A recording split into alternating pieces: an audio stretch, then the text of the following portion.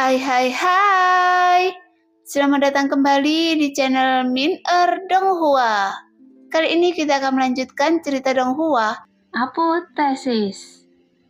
Nggak pakai lama lagi, langsung aja kita ke ceritanya. Check it out. Jelas temperamen Yonluo sendiri tidak suka bersaing dengan orang lain, meskipun dia adalah penguasa istana Yeonmyo Tianggong.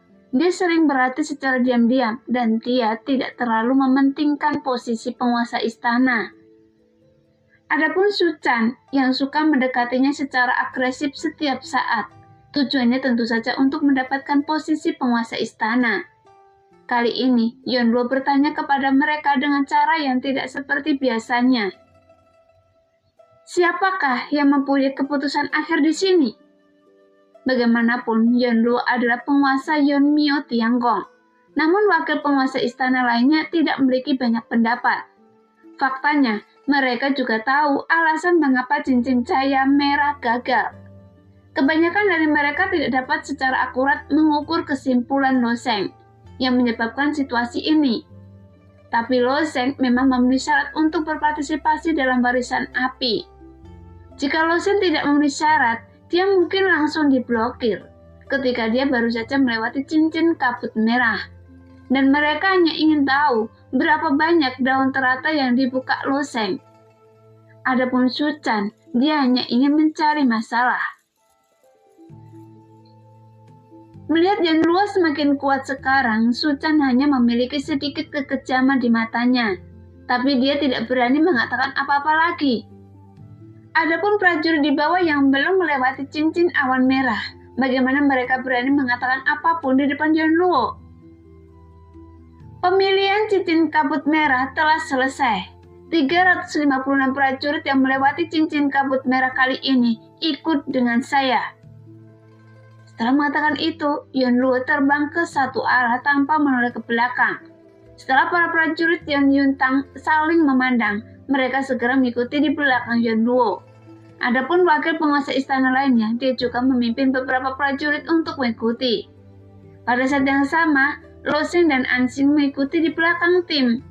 Bagaimanapun keduanya dianggap orang luar dari istana surgawi Yeonmyo.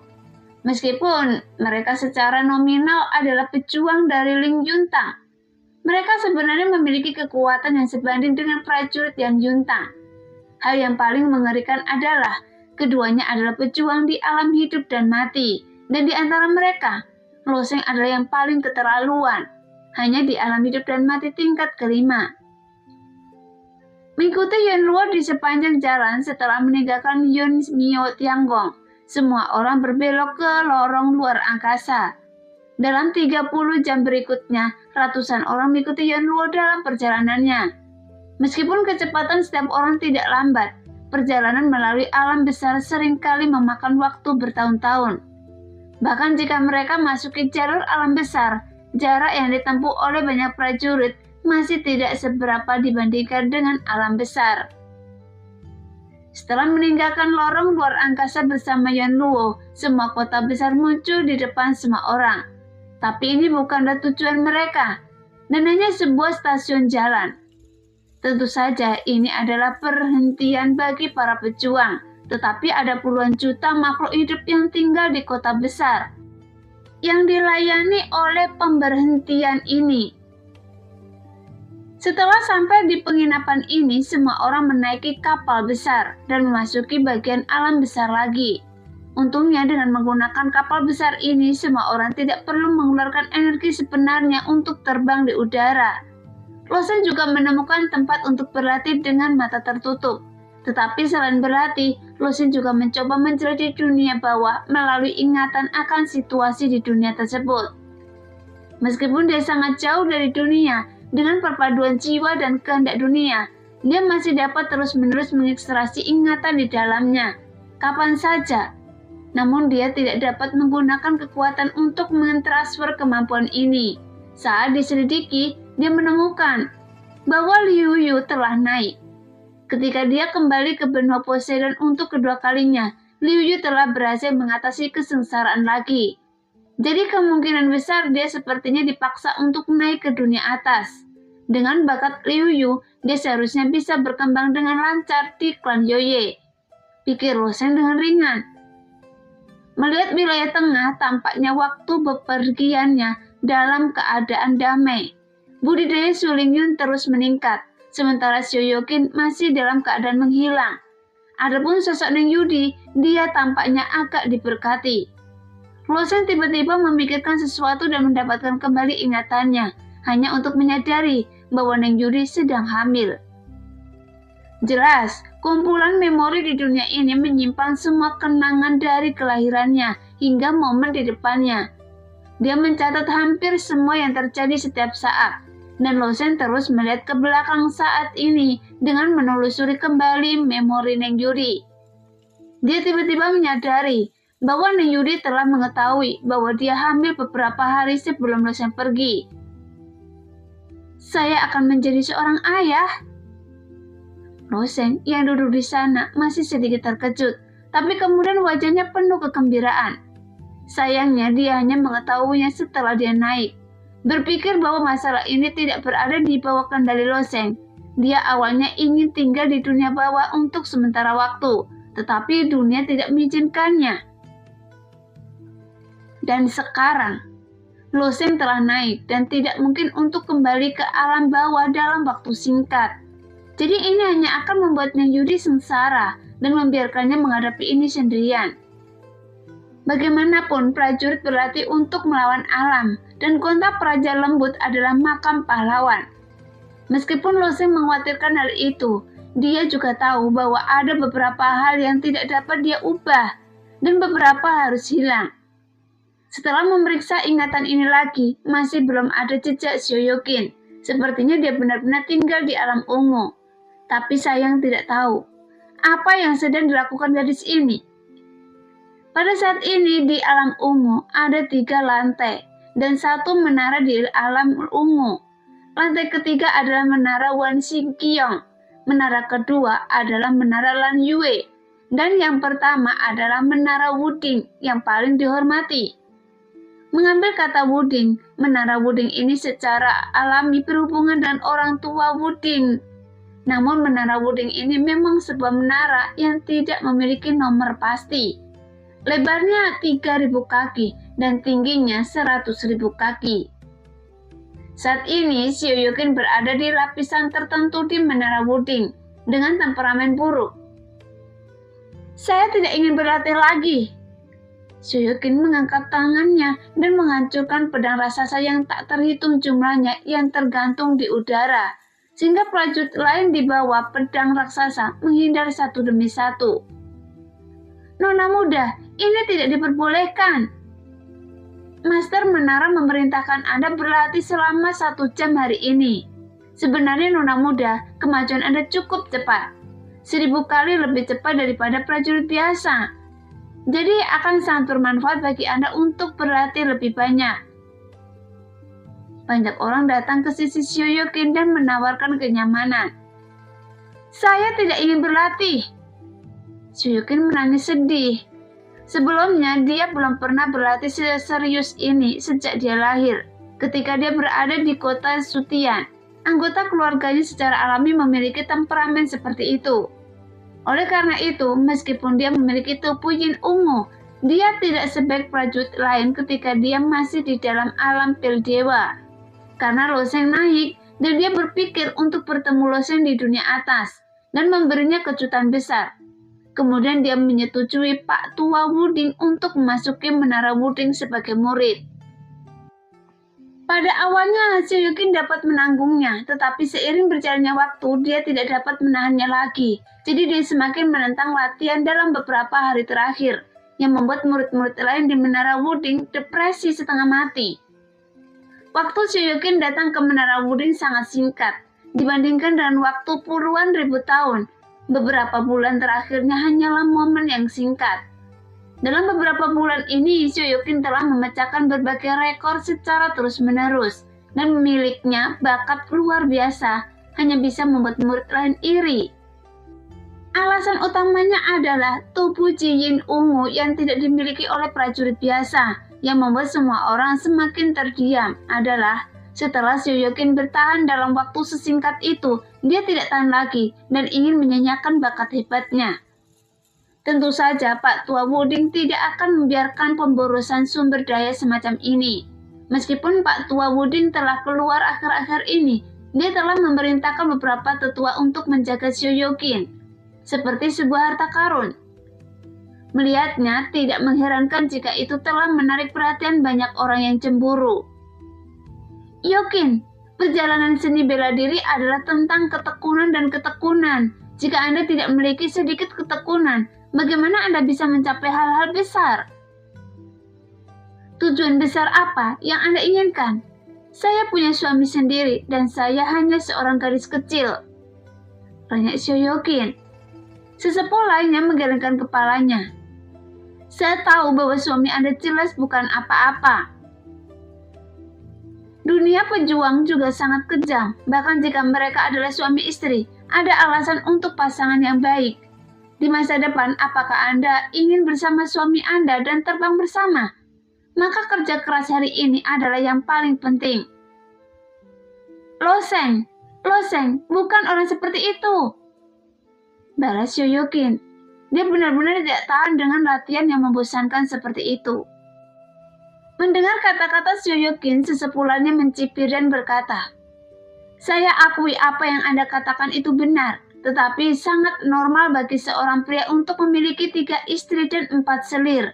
Sejak dia naik ke dunia atas, tidak ada jaminan bahwa dia tidak akan menemukan cinta baru.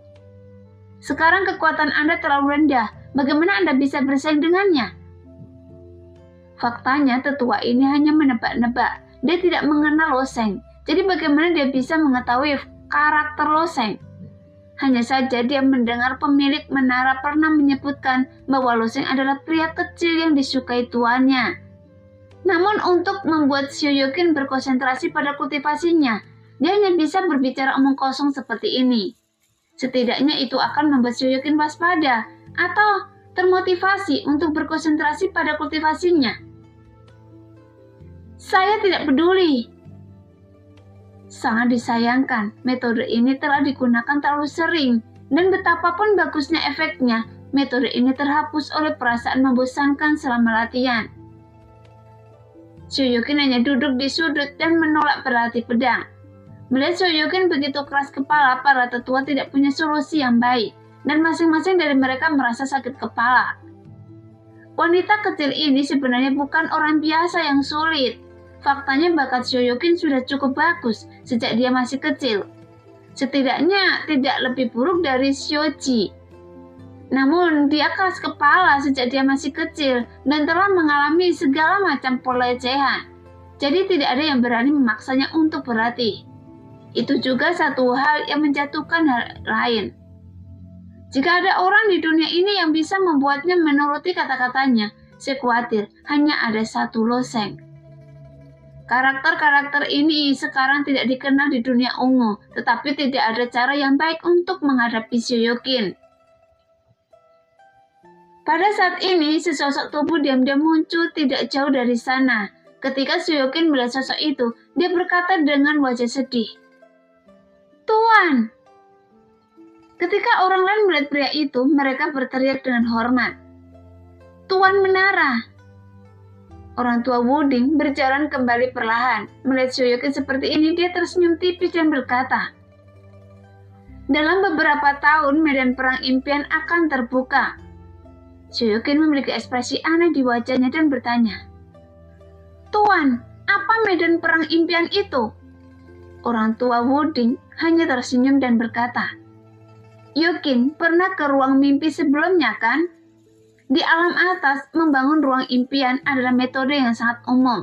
Banyak tempat suci besar memiliki ruang seperti itu yang digunakan untuk kompetisi antar pejuang." Jadi Shoyokin mengangguk. Tentu saja dia ada di sana. Pak Tua Wuding melanjutkan, "Ketika medan perang impian terbuka, generasi pejuang muda dari seluruh dunia akan berkompetisi bertarung.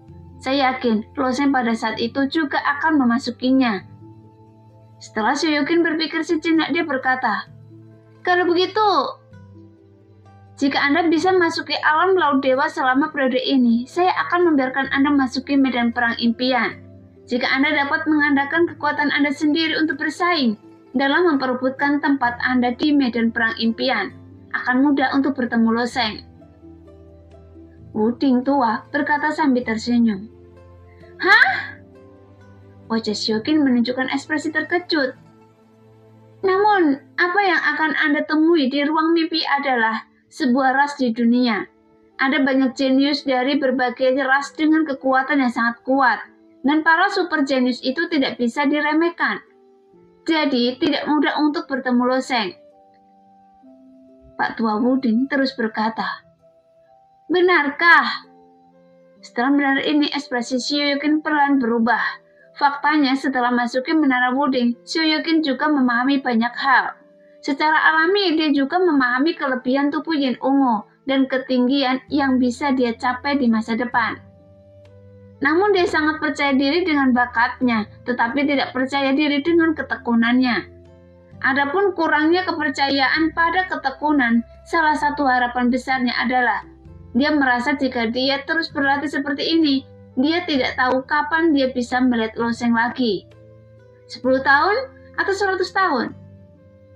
Jadi memikirkannya saja sudah membuat kulit Siokin kepalanya kesemutan. Jika, seperti yang dikatakan tuannya, dia harus segera menerobos alam laut dewa dan menunggu sampai medan perang impian itu terbuka, dan dia secara alami tidak akan melepaskan kesempatan ini. Iya, saya jamin jika Anda berlatih keras, kemungkinan melihat Lo Sheng di medan perang impian berdasarkan bakat Anda sangat tinggi. Siokin menunjukkan bibirnya dan sedikit ketekunan perlahan muncul di matanya. Namun semua kegigihannya adalah untuk Lo Sheng. Saya mengerti, Guru. Pada saat ini, kapal besar yang dibawa Lo Sheng memasuki jalur lintas batas dan memulai pelayaran lintas batas. Sebagai perbandingan, Lo Sheng tidak seberuntung Siokin. Setelah dia memasuki menara Wuding, tidak peduli apa yang dia inginkan, lelaki tua Wuding dapat memuaskannya dan statusnya di menara Wuding dihormati. Bahkan dia memiliki status nona mudanya. Bahkan semua ruang rahasia telah digunakan untuk latihannya. Sekarang, Lo Sheng harus berjuang sendiri. Dalam barisan api ini dikatakan akan ada hadiah yang baik, dan Lo Sheng pasti tidak akan melepaskannya. Beberapa hari kemudian, kapal besar itu akhirnya meninggalkan jalur lintas batas, dan yang muncul di hadapan semua orang adalah dunia yang aneh dan ganjil. Yon Luo memimpin semua orang dari Yon Mio Tianggong, meninggalkan kapal dan terus terbang ke depan. Di bawah kaki semua orang ada segumpal air laut berwarna jingga. Laut jingga yang tak terbatas ini benar-benar membuat orang merasa aneh. Dunia ini, merasakan suasana aneh dunia ini, Lo Sheng tidak bisa menahan keraguan di wajahnya. Di sisi lain, Anxin tampak acuh tak acuh dan langsung berkata, ini adalah dunia yang hancur. Dunia rusak? Apakah sama dengan alam ungu? Anxin mengangguk dan segera berkata, itulah sebabnya aliansi mendirikan warisan apa di sini. Antar muka yang rusak ini dulunya disebut alam laut oranye. Dinamakan juga karena air laut di dunia besar ini berwarna oranye. Ada banyak makhluk yang sangat kecil yang tumbuh di air laut di alam laut oranye, dan mereka tersebar pada di air laut, mewarnai seluruh air laut alam laut menjadi oranye. Ribuan tahun yang lalu, alam laut oranye juga merupakan dunia yang sangat besar. Namun mereka beberapa dewa umat manusia berbalik melawan satu sama lain dan bertarung di alam laut oranye. Seluruh dunia besar tidak dapat menahan kekuatan besar itu. Pada akhirnya, dunia besar hancur. Setelah hancur, alam laut oranye saat ini hanya 1/10 dari ukuran sebelumnya dan tidak dapat lagi dianggap sebagai alam besar yang utuh. Kali ini tujuan semua orang adalah pulau raksasa bernama Pulau Changsu di alam laut oranye. Di Pulau Changsu itulah semua orang berpartisipasi dalam warisan api. Faktanya, Pulau Changsu adalah sebuah pulau yang dikatakan Anxin. Itu hanya pemandangan para pejuang alam latas.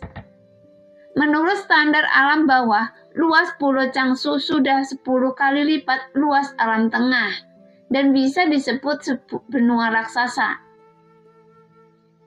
Setelah mendengarkan perkenalan Anxin, Lo Sheng sedikit mengangguk. Meskipun tampaknya Anxin menyebabkan masalah ketika dia datang ke istana surgawi Yanmyo, dia telah melakukan cukup banyak pekerjaan rumah. Hanya saja Lo Sheng berasal dari alam bawah dan Yan Luo adalah salah satunya kenalan di istana surgawi Yanmyo. Dia tidak ingin bertanya kepada Yan Luo tentang semua yang tidak dia mengerti. Jadi apa yang dilakukan warisan api? Dia sekarang tidak tahu. 1 jam kemudian, semua orang dari istana surgawi Yanmyo akhirnya memasuki Pulau Changsu. Setelah menempuh perjalanan sepanjang Pulau Changsu selama setengah jam, sebuah batu besar muncul di mata semua orang. Batu besar itu tingginya lebih dari 1000 kaki dan lebarnya puluhan ribu kaki. Tetapi seseorang telah mengukir posisi di permukaan batu itu. Sapuan puisi ini setajam pedang dan sepertinya ada semacam kekuatan magis yang terkandung di dalamnya. Melihatnya, banyak pejuang yang memiliki ekspresi ketidaknyamanan di wajah mereka, seolah-olah ada ujung tajam pedang di sapuan tersebut. Seolah-olah mampu membelah hati mereka menjadi berkeping-keping. Namun saat Lo Sheng melihat orang-orang di sekitar menekan perasaan tidak nyaman ini, Lo Sheng berusaha menjaga postur tenang. Para pejuang lainnya juga menekan ketidaknyamanan mereka sendiri. Sebagai seorang pejuang, dia selalu tidak mau ketinggalan dari orang lain, jadi dia dapat menanggungnya. Tetapi pada saat ini Anxin tersenyum sedikit, menoleh ke Lo Sheng dan bertanya, "Bagaimana perasaan Anda?" Lo Sheng melihat karakter besar itu dan kemudian berkata dengan ringan, "Rasanya sedikit tidak nyaman." Anxin merutkan bibirnya dan berkata, "Anda harus jujur, lihatlah orang-orang di depan Anda, mereka semua sangat tidak nyaman. Mereka harus berpura-pura seolah-olah tidak terjadi apa-apa demi menyelamatkan muka." Suara Anxin tidak pelan, sehingga banyak prajurit di depan mendengarnya dan mereka tentu saja marah.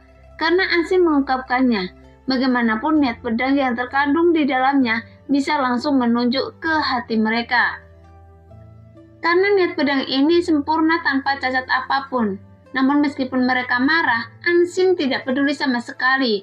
Dia terus memperkenalkan Lo Sheng seolah-olah tidak terjadi apa-apa. Setelah mendengar kata-kata Anxin, mata Lo Sheng sedikit berkedip. Tidak ada lagi kekurangan. Meskipun Lo Sheng memahami niat pedang yang sempurna dan bahkan menciptakan gayanya sendiri, dia tidak dapat menjamin bahwa niat pedangnya akan sempurna. Hanya saja pedang tanpa gaya tidak memiliki jurus yang tetap dan sangat sulit untuk memecahkan jurus tersebut. Meskipun kesulitan ini bukan berarti orang lain tidak bisa menyelesaikannya, tapi Lo Sheng belum pernah bertemu orang yang tidak bisa menyelesaikannya. Tentu saja penguasa gunung pedang pembunuh. Bagaimana niat pedangnya bisa memiliki kekurangan? Anxin memasang ekspresi apa adanya. Pemilik gunung pedang pembunuh? Cahaya cemerlang melintas di mata Lo Sheng. Anxin cemberut. Bagaimanapun Lo Sheng berasal dari alam bawah, jadi wajar jika dia tidak tahu apa-apa. Pada saat ini, suara dingin melayang di benak Lo Sheng, tetapi Sunlah yang berbicara. Itu adalah Yijian Tianxun. Di antara banyak Tianxun di dunia, Yijian Tianxun juga merupakan Tianxun yang sangat kuat, dan pedangnya dimasukkan ke dalam di puncak gunung pedang pembunuh. Dia juga memiliki posisi tertinggi. Jika Anda memiliki pertanyaan, tanyakan langsung pada saya. Jangan tanya wanita ini. Sepertinya Sun sangat tidak menyukai wanita ini dari lubuk hatinya. Hanya saja Sun tidak tahu banyak tentang umat manusia, seperti dunia Laut Oranye yang hancur dari warisan api. Tapi bagaimana mungkin dia tidak mengerti tentang Yijian Tianxun dan Gunung Pedang Pembunuh? Mendengar itu, Lo Sheng sedikit mengangguk, tapi matanya masih menatap puisi di atas batu. Setiap kata dalam puisi ini lebar dan tingginya puluhan kaki. Semakin dekat Anda dengan kata-kata tersebut, semakin Anda bisa merasakan makna pedang tajam dalam kata-kata tersebut.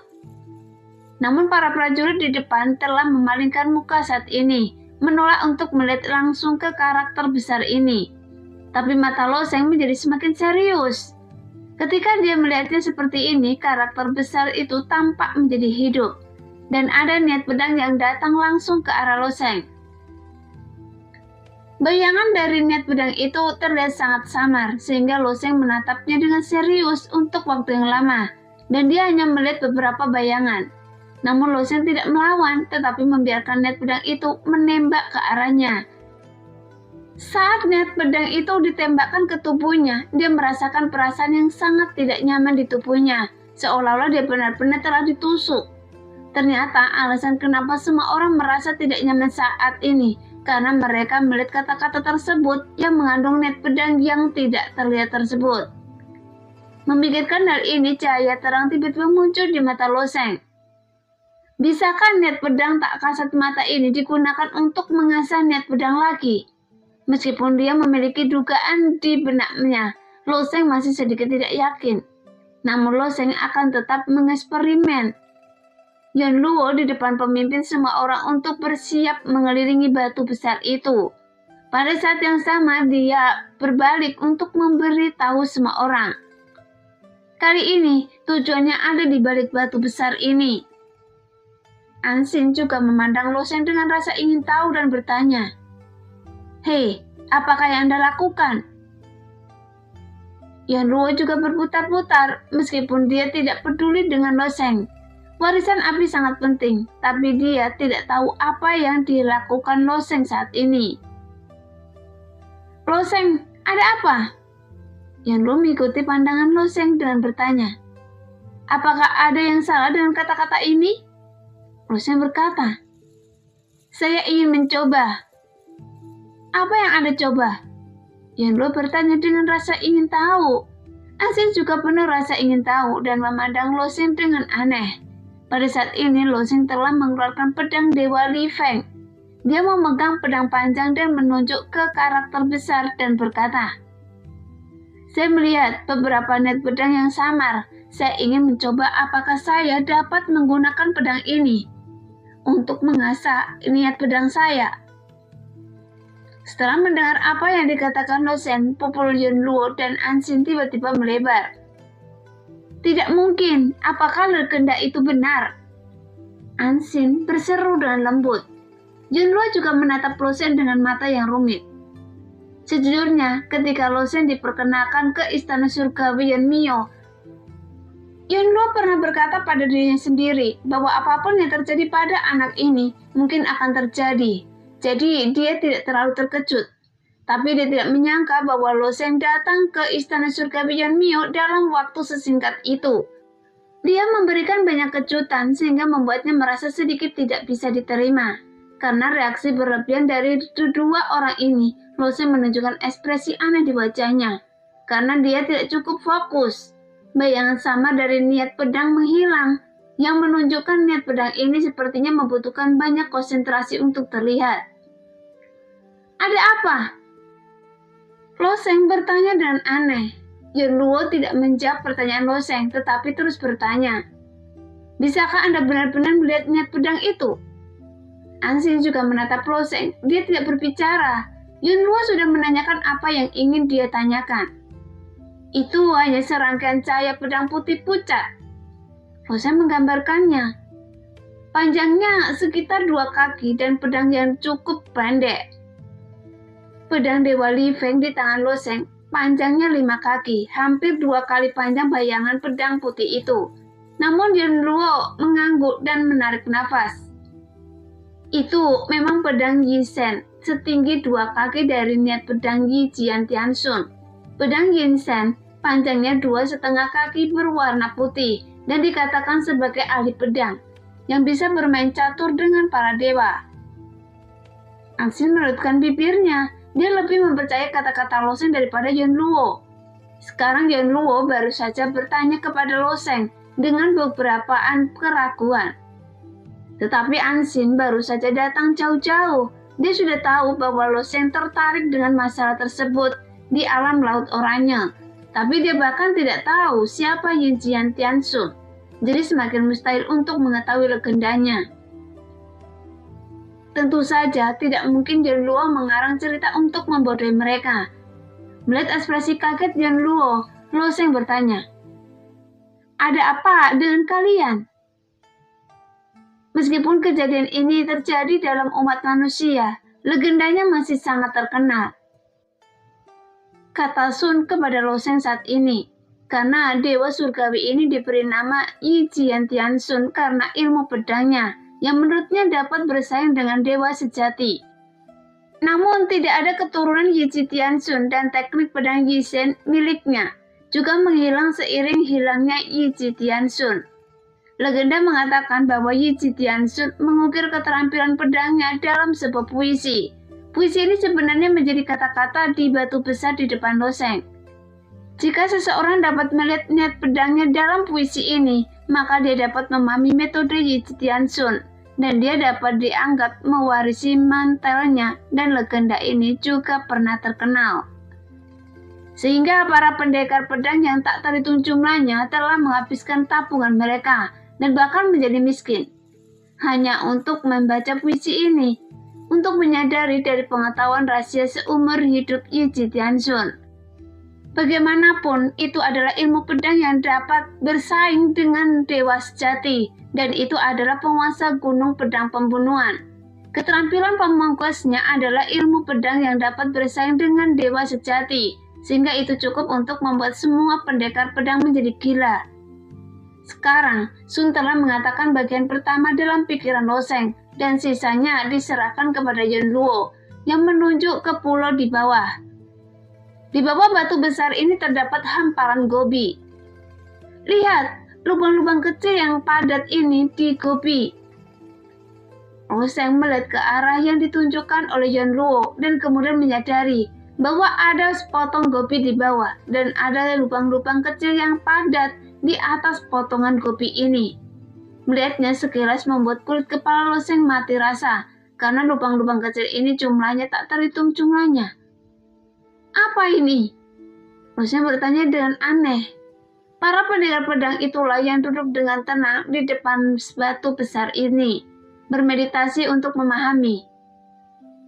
Bagaimanapun dunia ini tidak pernah ada kekurangan pejuang dan ketekunan yang besar untuk mengintegrasikan keterampilan unik Yijian Tianxun. Tidak peduli seberapa keras mereka mencoba memahaminya, mereka akhirnya kelelahan. Beberapa pejuang di alam hidup dan mati dan pejuang alam laut dewa bahkan hampir menghabiskan seluruh hidup mereka di depan batu besar ini. Selama ribuan tahun, bahkan puluhan ribu tahun, dan mereka hanya duduk diam, merenung, dan memahami. Mereka hanya berharap bahwa suatu hari mereka akan dapat melihat misteri puisi ini. Jadi setelah duduk di sini selama ribuan tahun, itu menyebabkan tanah penyok, menciptakan lubang-lubang kecil yang tak terhitung jumlahnya. Mendengar ini, Lo Sheng juga menarik nafas dan bertanya dengan prihatin, apakah ada yang berhasil? Yuan Luo tersenyum tipis, menggelengkan kepalanya dan menjawab, tidak ada satupun. Ini membuang nyawanya di sini dan gagal untuk berhasil. Bukankah itu kerugian besar bagi mereka? Desah Lo Sheng. Yuan Luo tersenyum tipis dan berkata, mereka sepertinya penjudi. Semakin banyak mereka kalah, semakin gigih mereka. Pada akhirnya, mereka tidak bisa pergi dan mereka menghabiskan seluruh hidup mereka di meja judi. Jadi meskipun mereka tidak bisa menguasai ilmu pedang, mereka harus menerimanya. Setidaknya mereka telah membayarnya. Ini patut dikagumi, desah Lo Sheng. Ansin cemberut. Tidak semua orang akan menerimanya. Beberapa orang memiliki hati yang tidak seimbang. Saya mendengar bahwa banyak orang mengutuk Tianxun Yijian setelah 5 penurunan surga dan manusia. Dikatakan bahwa mereka juga mengukir kata-kata, hanya saja saya tidak tahu mereka melakukannya di mana. Mendengar itu, Yuan Luo menggelengkan kepalanya dan menunjuk di sana. Nah, demikianlah cerita hari ini. Terima kasih yang sudah menonton video Min sampai selesai. Sampai jumpa di video selanjutnya. Bye-bye.